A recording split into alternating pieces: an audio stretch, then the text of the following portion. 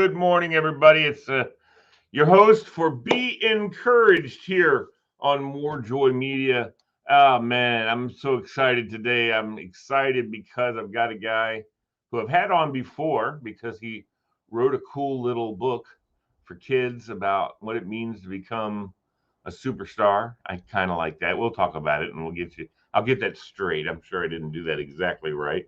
But yeah, no, he's fantastic. Nate Daniels, he's a professional athlete, a former professional athlete, still kind of is. He's training people to do professional stuff, and hopefully one day pass along. In such a hard thing to do, though, Nate. Right? Is to become a Absolutely. professional athlete. You got to have such dedication, and that's why it's so exciting to have you on because you're that kind of guy. Absolutely. You've been there, you've done this, and now you're trying to pass that along as well as you got a new book. Let's talk about the first book first, real fast. We get that, Right. then we're going to get into some talking about sports and stuff like that. But let's talk about your first book. What was the title of it again? So you want to be a pro? So you want? I was kind of close, wasn't I? Yeah, definitely. So you No want to doubt. be a pro? I need to Yeah, get that behind me on my bookshelf back there. absolutely, Yeah, absolutely. man. I need to get that on the book, and I will Yeah, when it comes right on the bookshelf right behind me. yeah, And so you want to be a pro, and that's really cool. Kind of taking it how you explain that to a kid, right? I yeah. mean, that's in the verbiage that they understand, and they understand that it takes dedication and it takes hard work, Mhm. but it's fun. Right. And if it's not fun, then you don't want to be doing that, right? And Absolutely. you only want to do stuff that's fun, and that makes your heart happy. Right. That's the way it's supposed to be. Now I want to see the second book. Let me see this thing. Do you Right. have it out yet? The Have you got it second book, yet? I don't have it with me, Oh, you but don't have a I have the copy yet. cover. Okay. Yeah, yeah. All It's right. coming. All It's right. release date's November 1st, but November it's 1st. I'm yes, excited. and that's called So You Want to Be a Hoop Star. Yeah, yeah. Okay. But So were you a hoop star I in high was a hoop school? star. Yes, I was. I was Did a you play in three college sport. too? I was supposed to, but was talked Uh, out of it, which I'm glad I was because I was okay. a dime a dozen 6 foot guard at that level, and I had a chance to be a pretty special football player. So yeah, but yeah, Yeah, and I you was a were. hoop star at Yeah. the high school level, definitely. That's Yeah. cool. So you did you do baseball? Yes. Yeah, I was Okay, so baseball. I your was three three sports sport were football, baseball, and basketball at high school level. in Yes. high school Uh level. huh. Did Uh huh. Verbannik coach all three of them? No, he coached football and baseball. Probably I could have know. coached basketball. Oh, Yeah, he yeah, probably yeah, could. He's a yeah. coach. But Coach He's a Henry, coach. yes, And Coach when you're Henry a was my high school coach, coach. Yeah, it's not about knowing the sport. It's about knowing the kids, and it's about yeah, knowing the people that you're coaching and how to motivate them. Because I learned that coaching soccer. These kids came in and they've been playing premier travel soccer and stuff hmm, way before they came into high school. And I right, told them straight up from the top. I said, you know what? You guys know more about different types of drills hmm, than I do. You know more about different types of rudiments. Now, and I know the rudiments, and so that's one of the things we worked on to make sure. My son complains a little bit with his teacher. He plays the stand-up bass in the orchestra, and right, is very, very good at it. yeah, And his teacher, he complains because she always wants to do like the first half of the practice. She wants to do scales, right. and he's like, "Oh, I know how to do scales. I want to practice my music." And I'm like, "That dude, if you really knew how to do the scales, then she wouldn't have you practice them." Right, And he didn't want to hear that, of course. And he is good. He knows his scales and stuff, but really, that if someone listens to you do your scales and they say, okay, he can hit every note, it translates to soccer and to football. If I right, say dribble for me, right, I know how to dribble, coach. hmm, Show me right, that you know how to dribble. Show me, and there's for sports, show me you know how to catch a pass. I'm going to throw you a pass. I'm going to see how you catch it. and right, and as a receiver, hmm, there's a stance, there's the hands go a certain way. Everything, there's the rudiments of catching a football. Of right, course, you see Odell Beckham with one hand reaching back and grabbing it. right, But that's that's not the rudiment. That's just him because he's special, you Right. know.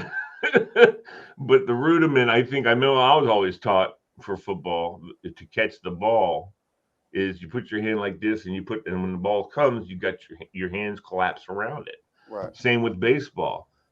Nobody in the pros. I rarely see people catch the ball properly in the pros. Am I right? Right. Yeah. Because you're supposed to have that hand right next to the glove.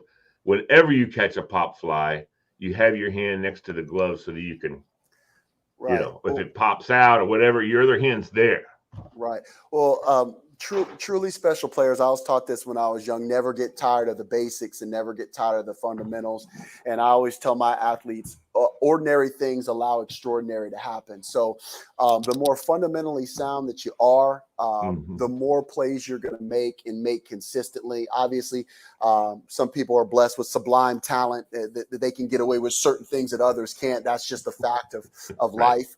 Talent does help supersede some deficiencies, but there's nothing like when you find somebody that's got some talent and combine that with fundamentals and you get a truly special player. And then just speaking what you were talking about as far as your son, I played the cello for 3 years, and then I played the trumpet from 6th grade all the way through college. I was a music minor, so I know all about the scales and arpeggios and everything that you're saying. I minored in music. Very well versed. So you're correct. Fundamentals allow you to do extraordinary things. So I preach it.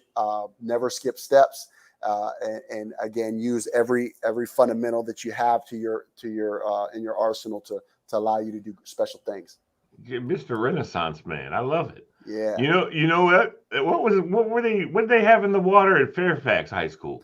They had some good stuff for me. Look at Brandon Royster. My God, Brandon was special. That guy could play the violin like nobody's business. Yeah, but Brandon was right. Where he impressed me the most was the classroom. That dude. That's what I'm saying. 4.2. 4.2. Yeah, or something. Yeah, he went out to Stanford. He played. Yeah, he was special. Well, you told me that you were going back through some of your videos of your games and stuff, and you heard me, huh? Did you see me? Yeah. I didn't see. You were on a highlight. We were playing against. It was homecoming. We were playing against Lee High School, and we were at Fairfax, of course. We were at homecoming, and I heard your voiceover, and I was like, "Wow, there's Lee." So I'll have to try to find the full game because that was on like a clip, like a right. Clip. I'll have to try to find the full game clip and see if I can find it. Well, I'm sure Matt Fetters was the play-by-play guy. Yeah, and he was kicking. I was the color guy. Also, Jake DeArmond we used to do a fair amount of Fairfax games, right? Because Brian Nern went to Fairfax, and so that's what he knew. And of course, there was nobody greater than Pat Lang. I mean, he was. Man. That was the most tragic thing when he died. He was one of my favorite people, the nicest dude you ever want to meet. Absolutely. Honest to goodness, I could not put anybody ahead of him on the nice scale, on the do it for you because he wants to do it for you kind of scale. I mean, the guy was just, and you could tell that because at the viewing, there were hundreds of people in line to come through and greet the family and all that stuff. So, man, what a loss that was, Pat Lang. I'm sorry, ladies and gentlemen, this is all about Nate right now, but you got to bring him up whenever I get a chance to bring him up, man. His family. I loved Pat. Pat was always so good. His whole entire family was always so good to me. I just messaged with his wife not too long ago, less than a week ago.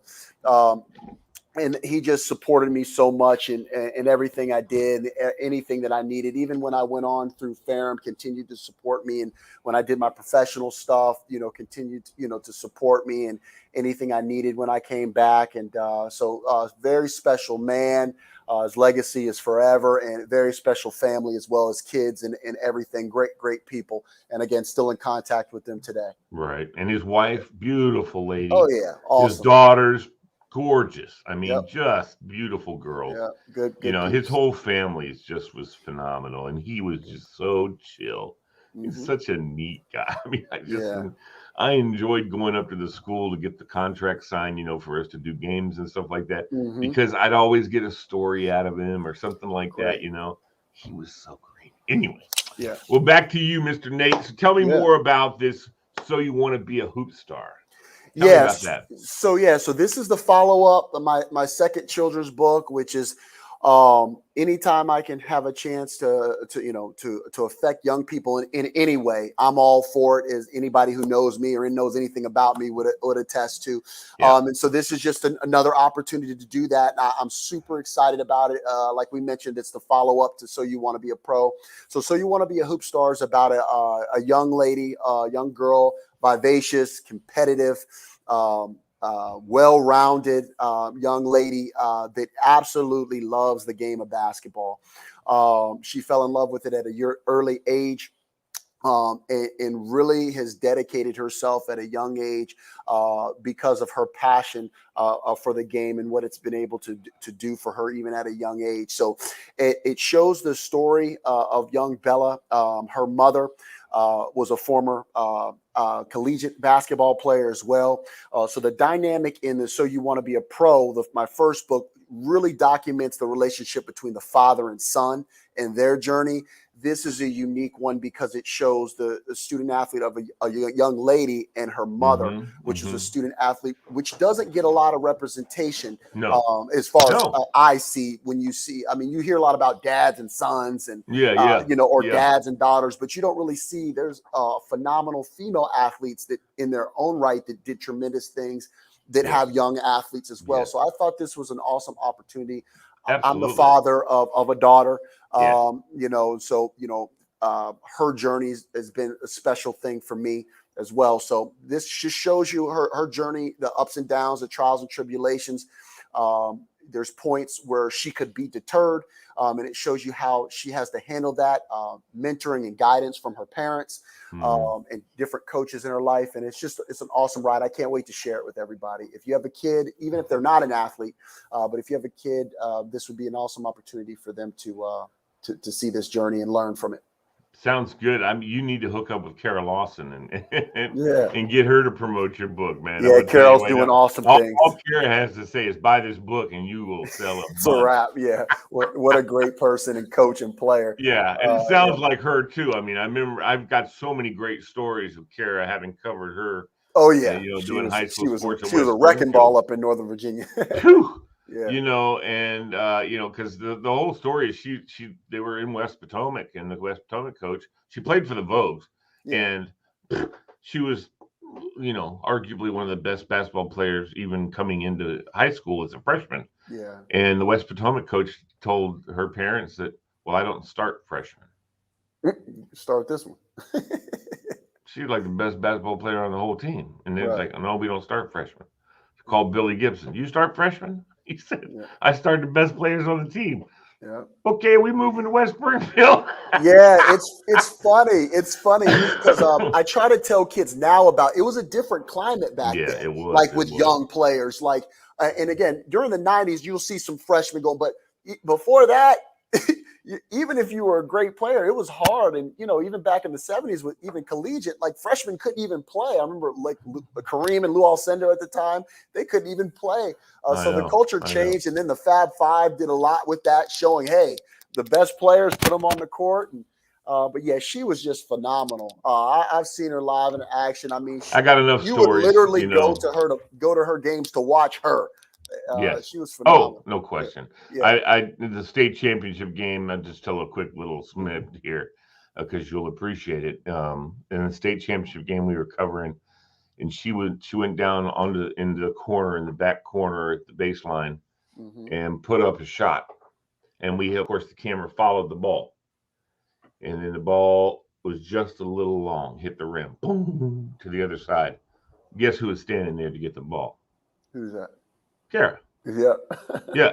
I mean, she threw it up, knew, ooh, that's too long, ran down the baseline, stopped, and got her own rebound on the other side of the court. I mean, that's when I think we went quiet. I think both the announcers, we all just went, what the? And it was like, it's like a flash. Holy crap. You know what I mean? And she was, that's the kind of player she was. I mean, she just could anticipate, and being a professional athlete, I know you anticipate. And that's one of those things that makes a difference between a pro and stuff is Yeah. their ability to anticipate what's going to happen so that you can put yourself in the best place, in the best position to compete. Absolutely. And I think that's one of those. There's lots of them. There's lots of those little things that you picked up from a coach, or you just by rote realized, and then you have it. You learned it somewhere. You don't necessarily know where you learned it. Right. I know as a goalkeeper, I knew how to shut down angles. I knew my timing as far as going out after somebody Yep. who was coming down or whatever. And it was all just I don't believe innate, because I Right. believe everything's learned, but somewhere I learned how to do that. Right. And so I just put it into play. And that's the same with professional athletes or any other kind of hoop Right. stars. If you want to be a hoop star, you got to pay attention. Pay attention. The best thing Absolutely. to do is go and watch people play and see how those guys do what they do. You Absolutely. know what I mean?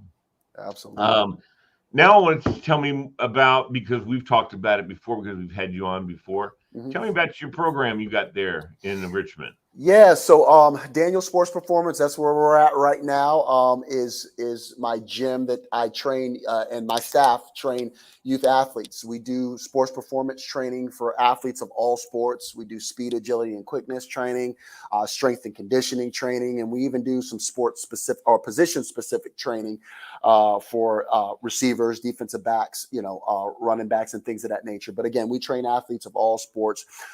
We start normally as young as 8 and go all the way through the professional ranks.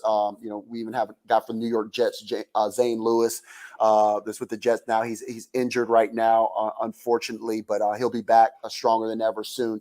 But yeah, so we start at that age and all the way through, and we do individual training, we do classes, we even do team trainings where whole teams, football or baseball or basketball teams will come in and train together, and it's just another awesome opportunity for us to affect young people and help them, guys that want to get better, help them to do that.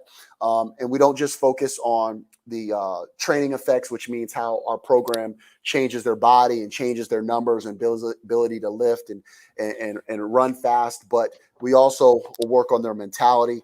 And I try to pass along. I had a long athletic career, and I learned a lot. As you were talking about, things are learned. I learned a lot along the way, a lot from my experiences, a lot from being around other special coaches and players. And I want to pass that along. And one of the things that's told to young people that I don't completely agree with is, you have to, make mistakes to make them.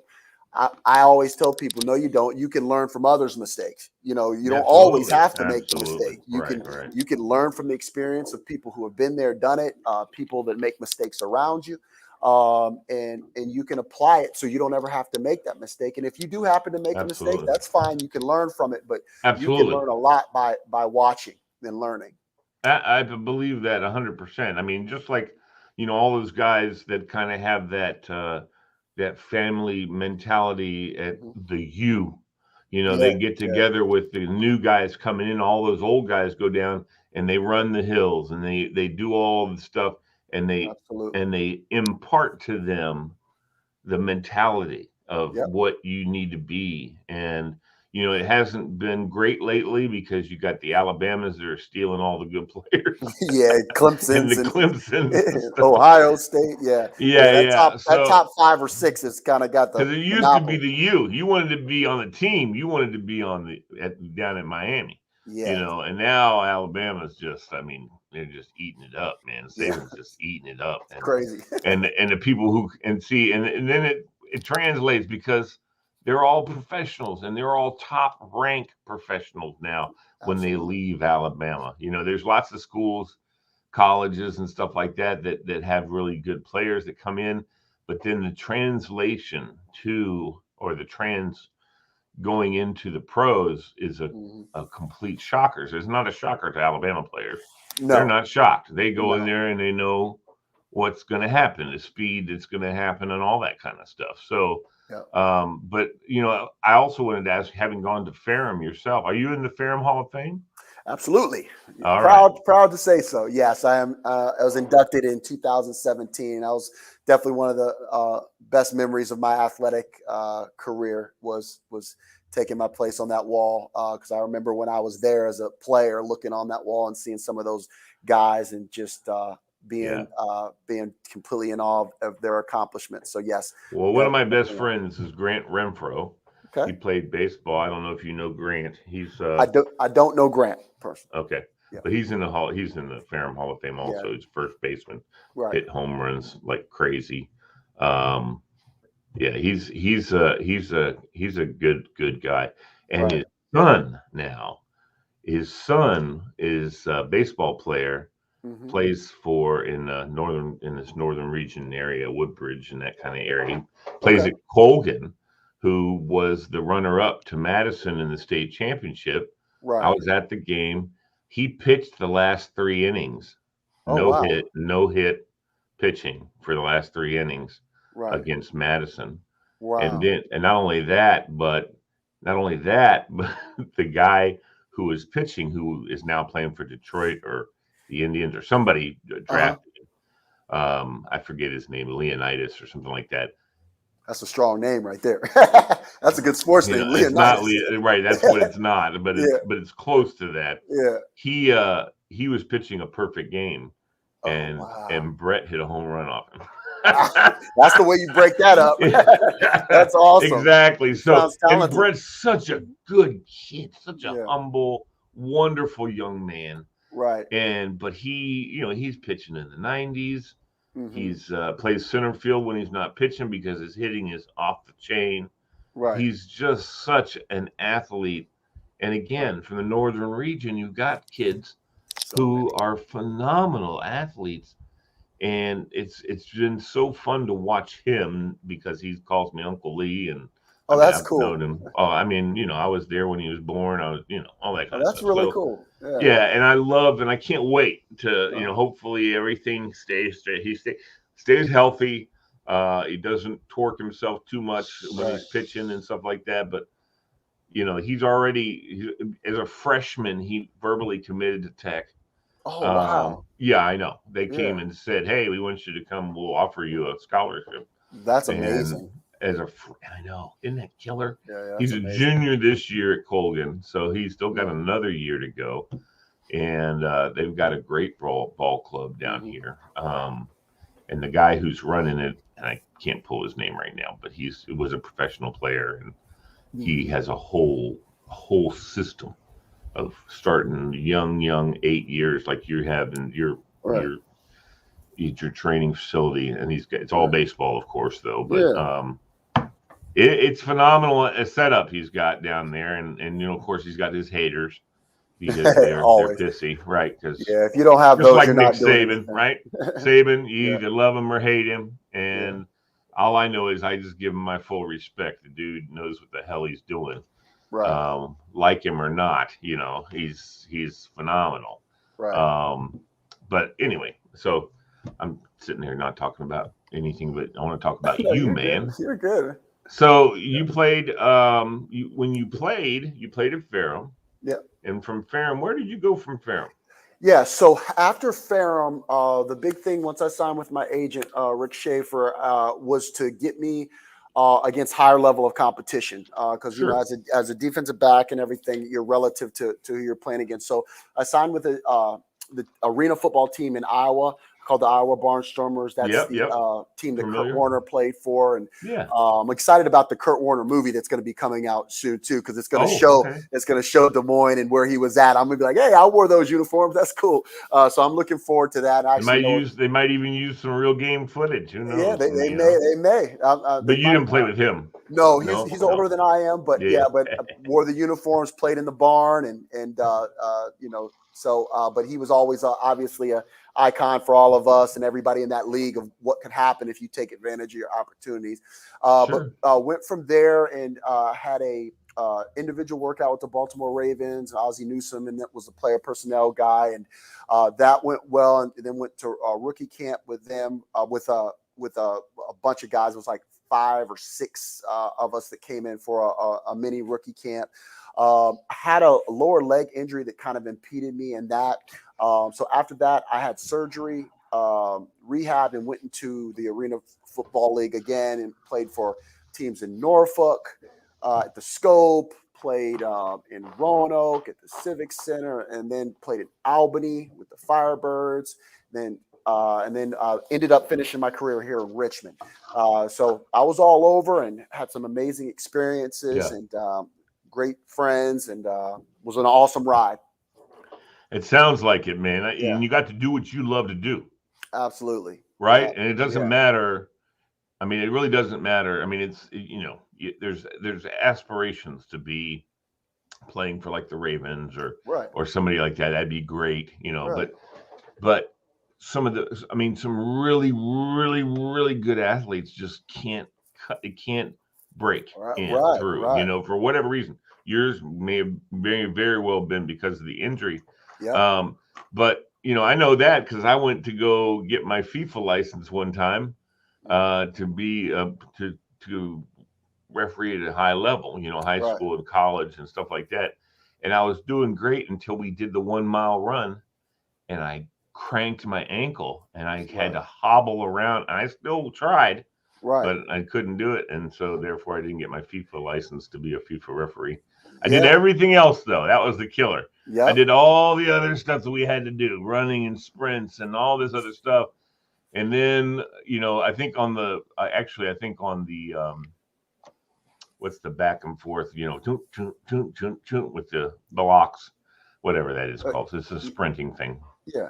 That's when I cranked my ankle. Ouch. And then we had a 1 mile run, and I was like, son of a banker. It happens. Yeah. I'm happens. I'm just a firm believer. Things happen just the way that they're supposed to. Yeah. It might not be what we think it should be, Right. but things happen for a reason. I'm a firm believer in that. What that reason is, sometimes we don't understand it or may never understand it. But if it was we'll understand it one day. Yeah. Some people do, some don't. But what is for you is for you. If it was meant for you and that was what was supposed to happen, that's what would have happened. So, and I'm a firm believer in that. So couldn't be. Well, I do believe in that. I believe in that too. Let's talk about that for a second. I believe in that, Nate, and I want players and people out there who aspire to do things great. That there's, and that's from more joy from my perspective, and not necessarily from Nate's. I don't speak for anybody. Right. But being a person who's a believer in God and knowing that if you're in His will, things are going to happen. Absolutely. That you don't know what's going to happen, but they're going to happen, and therefore it's called providence. It's providential. If you're in His will, He's already got your map laid out, which you don't see. Right. But you need to just have the fortitude to keep moving forward, even if it's not in the path that you want desperately it to be. Right. It's because that's not the path that He is made in providence for you to do. Right. So just be faithful and think and just know that as long as you're being faithful and doing what you need to be doing, you're going in the right direction. Right. Just even if it's not to the pros, even if it's not to playing varsity this year. If you're a sophomore, you think you're good enough to play varsity. Maybe the coach wants you to, this has happened a million times. This, Nate. The coaches will put a guy down in the JV because he's going to get reps all day long, in every game. Whereas if he was up at varsity, he would probably play, but he's not going to start, and he's just going to be sitting. And coaches, I know that I've done that. I put a guy down to JV, and occasionally I'll bring him up and like if I know I need him, then he won't play JV that week. I can bring him up and play him in varsity. Right.